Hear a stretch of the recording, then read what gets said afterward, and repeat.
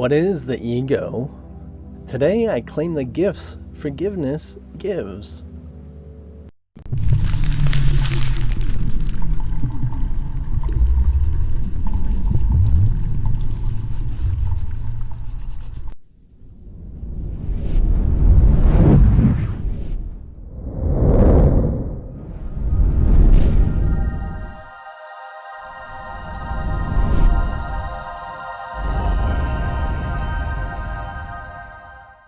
I love how I state and talk about accepting the ego as yourself, and a lot of people think it's somehow in being an activist for the ego. I'm promoting ego use, and it's so hilarious to think, yes, of course, if you think you are separate from anything, you should separate yourself from the things that you appear to have conflict with, right? Even as we would take this idea and we'd hear words simply like, I will not accept, la-di-da-di-da, even just not accept. And it's so confusing how you can not accept, but yet it wants you to accept everything. And it's like, wait a second, so what am I not accepting here? And we want to emphasize and remember that to get past the ego is to do the opposite of what the ego insists and accepts about itself, right? Don't use that word, that gets confusing. The ego is the idea of separation, right? It is the conformity to the idea that there is separation. Now, this is all done by you, what you are as the Son of God. So we want to emphasize that what you are not accepting, or what this is saying to not accept, is actually the idea that there can be some other will than yours, and that is referring to the ego. So if you think the ego has a will somehow, like the devil, against you and against God, you are still choosing ego. You're still choosing the separation between you and what it is. So there has been an aspect in the Course that redefines a verse from the Bible that is very beautiful, very helpful. You know, the Bible says that God so loved the world that he gave his only begotten Son, right? And this is redefining it in the sense that it says God so loved the Son that he gave him the world. God gave him the world? Now, of course, what the totality of what the world is on its lonesome in itself as physicality, this doesn't make sense because, God doesn't know of separation and the illusion and the evil things and the bad things and la-da-da. No, it's not about what you think it is. It's about what it actually is. So when you are in what you're thinking it is, involves the ideas of separation, being separate, being apart, you see physicality. This physicality is a representation of that ideas of separation. So the only reason you see that, the world, as physical, is because you also see it as separation. So the reality of what the world is, it involves the idea of separation, but with the sense of the unification. So God doesn't know of your dream because it knows only unification. And you essentially can't have both in your awareness of unification and separation at the same time.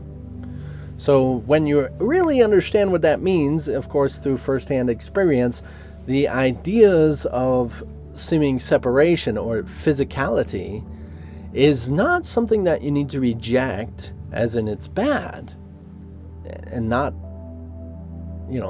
accept it, because what you're doing is rejecting God's gift.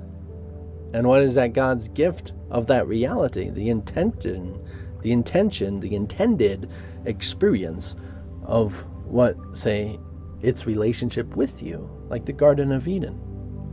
So this intended experience is in unification. that it made unification as it is and can't see past unification.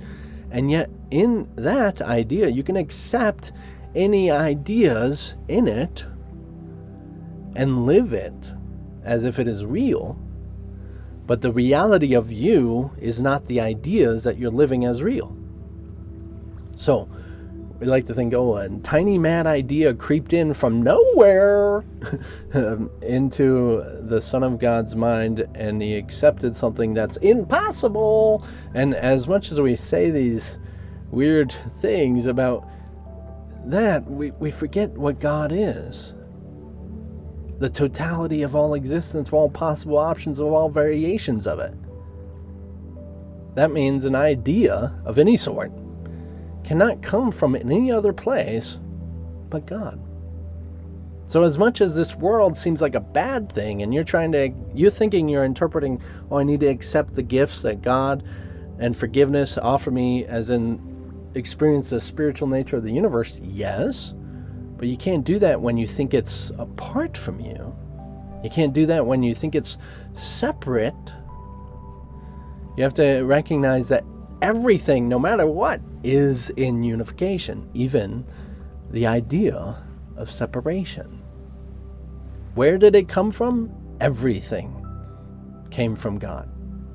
Every possible option of all variations came from that, whatever that you want to call it, existence of the totality of all that is God. So is God responsible? In the same way, the Son of God is responsible. But as much as it seems like an idea or a tree that's separate from you, and you take about the fruit, right? Taking about that fruit was your decision, your choice. You accepted a tiny mad idea. But it doesn't mean the tiny mad idea didn't exist.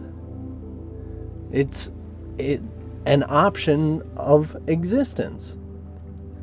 So as confusing as a lot of people get into the depth of A Course in Miracles and try to stop, no, I'm not unified, total essence of all it is. No, I'm just this blob of unification, and everything else is out there. Forget that stuff. Keep it over there.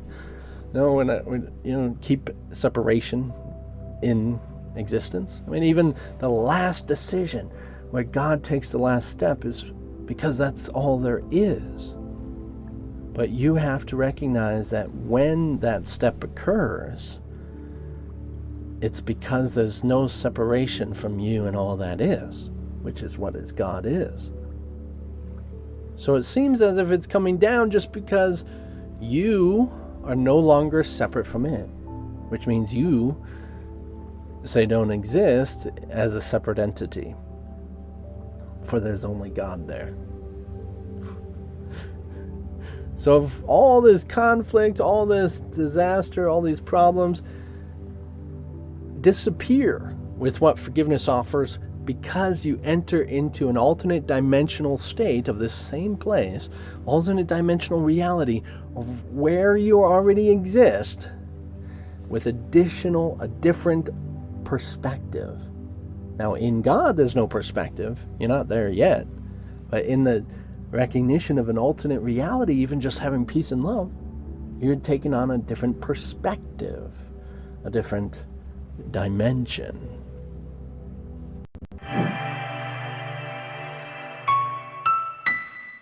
This is the whole journey, the whole occurrence of all this experience of reality, that we are taking these steps of recognizing and learning who we are.